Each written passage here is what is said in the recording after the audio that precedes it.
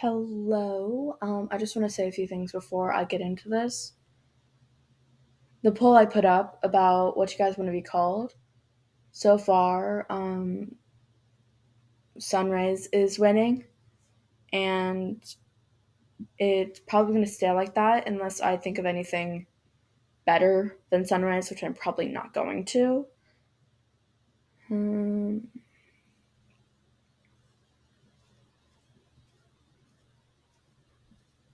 I hope you all, or for the time being, most likely going on, you all are going to be Sunrise. Anyway, I hope you enjoy. Have a good day or night or anything that you're doing while listening to this. Let's just get into the fic before I spend a long time doing this. Stray, Chapter 5. The Deal. Written by Niko. Here, there's stuff I want to talk about that doesn't include everyone else. That doesn't include everyone else. Aya will give us a private room in the back once we order. Moonlight said once they were in line at and the restaurant went back to normal, or as normal as a vigilante cafe could be. Sorry if I said that name wrong. Stray just nodded, staring at the menu. He hadn't been able to go to restaurants or cafes since his mother died almost a full year ago. The fact that he'd been getting things for free, if what Moonlight said about rankings were true, made him want to take extra care to pick his drink out. Moonlight didn't say anything else until they reached the front. I'll have a medium caramel latte. She paused for a minute. And a sugar cookie, please. With that, she nodded for Stray to order. Almost shyly, the boy stepped forward, and a soft voice asked for a matcha latte, as he remembered his mother had liked them a lot when she was still alive. When nothing else was said, Moonlight leaned forward again. Can I actually have 2 of the sugar cookies? Thank you. The woman behind the desk that the woman behind the counter, Aya, just nodded happily and informed the duo that their drinks would be free of charge for the service they are doing for the community. And the drinks and cookies came out a few minutes later, and Aya handed Moonlight a key before nodding to the door near the back of the cafe. Quietly, Moonlight thanked her before nodding to Stray to follow as they walked towards the door. It creaked as it opened, gently leading to a dimly lit hallway. There were 2 doors on the left side of the wall that Moonlight led Stray to. Inside was a semi-well-lit room. It had yellow pale walls and 2 well-loved couches facing each other. A small coffee table sitting between them on a dark red rug. Moonlight motioned for Stray to sit down on one of the couches, as she quickly took the one further from the door. Stray hesitated before sitting down as well. This was a trusted person of his people, an extremely hard title to get, and not to be taken lightly. It was silent for a minute while they both just sipped on their drinks before Moonlight spoke up again. I'll cut to the chase. I want to help train you. Stray instantly looked up at her, half choking in his drink. He spluttered out, "Huh? What do you mean, train me?" Moonlight smiled as her mask hung around her neck. Stray hadn't fully pulled his mask away yet, preferring to still cover at least some of his face. What I mean is, you're a kid. Moonlight held up her hand as Stray started to protest. Don't ar- don't try to argue. I'm a mother. I recognize a kid when I see one. You're a kid. I don't know how old you are, but but still a kid nonetheless. Which means regardless of how good you are, you still have a lot to learn. Moonlight set her latte down. Don't take this in a bad way, but I know where you live and How am I not supposed to take that in a bad way? Hita Stray shrieked. You know where I live? How? Moonlight sighed before explaining. I got worried when I first heard about you and saw you were a kid, so I tracked you back to that beach one night. Gotta say, that's not the best place to live, is it? Stray tensed at that. Maybe not, but I'm doing the best I can, he defended, quite proud of his trash home. Moonlight raised a hand in a placating way before continuing. You're still a kid who doesn't deserve to live on a trash beach. While being a vigilante is my main gig, I still work a part-time day job, and I'm willing to rent you out an apartment for you to live in.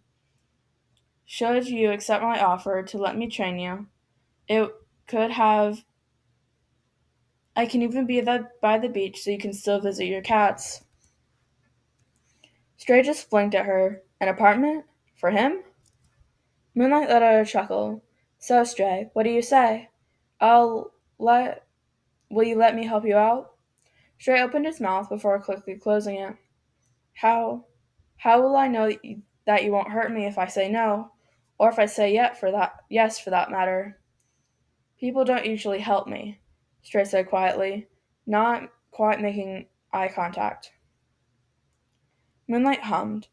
I wouldn't I wouldn't, but you're right. You certainly have little evidence to trust me on on me except for the words of strangers. She shrugged before continuing. I know pers I know potential when I see it, and with practice and it practically leaks out of you. You're a good fighter, and you use resources, or should I say cats, around you to the best of your ability, she said, looking pointedly at the two cats she could see that came out of their container to curl up on Stray's lap, jump, and head shock. But with that, you're sloppy. You make well timed decisions and fight very well with your knives, but if you choose to let me help you, I think you'd fight well with a katana. Even if it wasn't your weapon of choice, it's a good backup plan, Moonlight stated. And the apartment? Stray urged her on, his drink forgotten on the table. The apartment is more so I can make sure you have a safe place to return to after a fight. A place where you can a place where you can call me and tell me if you needed help. Think of it as a base of operations. Stray tilted his head, contemplating everything she had said. She contemplating that contemplating everything that had been told to him, while he was still having trouble fully believing her. That was being off What was being offered was to him was extremely tempting. Words. Stray took a tentative sip of his drink. Do I have to decide right now, or can we have a meeting as it is and reconverse in a few days? I don't want to make any hasty decisions, he explained. Moonlight just smiled. Of course, kid. How about this? We meet back up here in, say, 5 days? Does that sound good? Stray nodded before standing up. That sounds perfect. Thank you again for the drink, but I'll be taking my leave now. After Moonlight gave a small goodbye, he scrambled to the door. Stray ducked between the customers who were in the main part of the cafe, stuttering out goodbyes to those who called out to him as he left. I have way too many things to think about, he thought to himself as he traveled back to his home.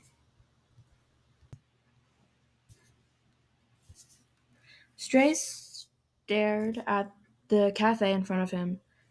The 5 days had passed quite quickly, in his opinion, but he believed that he had reached his decision.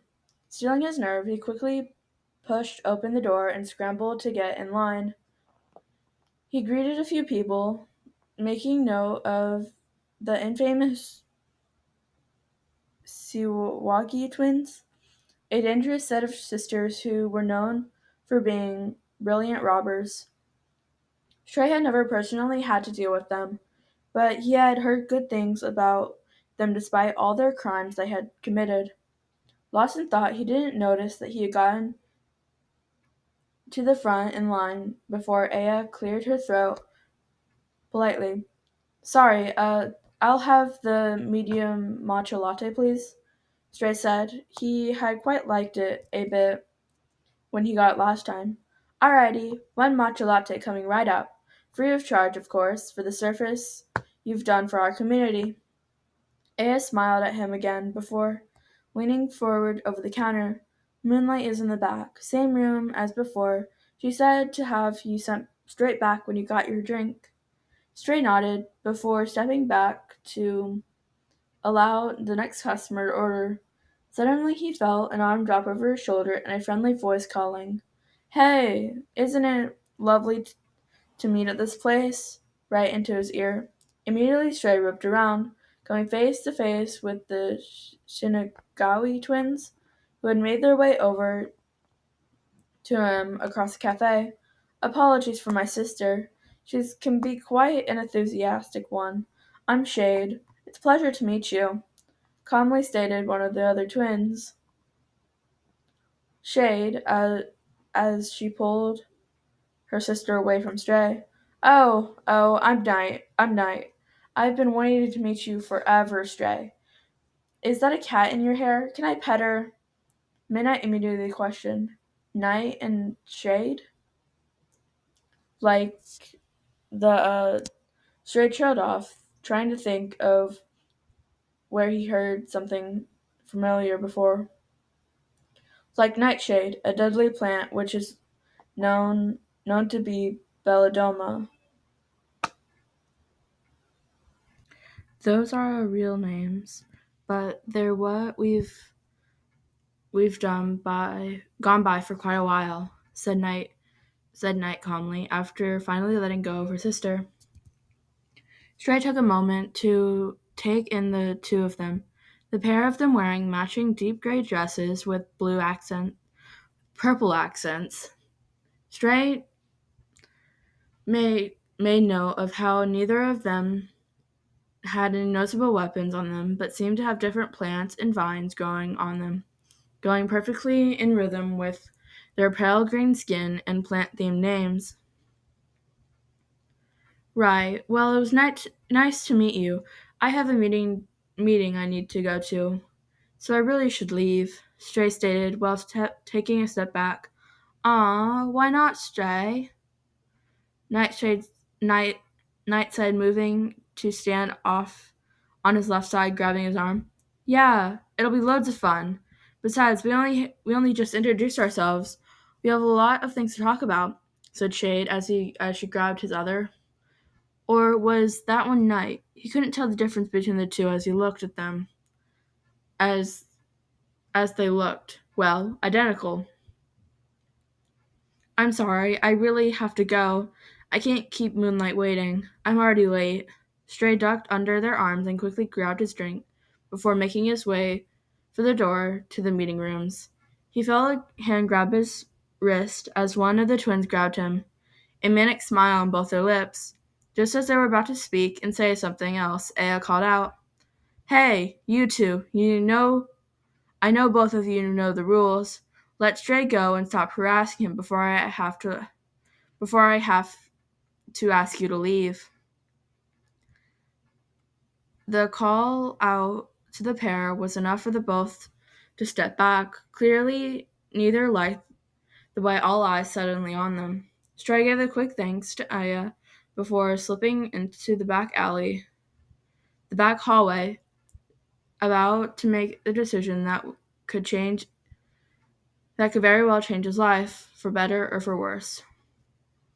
That was the last chapter of Stray. As of right now, it is currently incomplete. I hope you enjoyed. I hope you enjoyed my sunrays. I will see you all next time.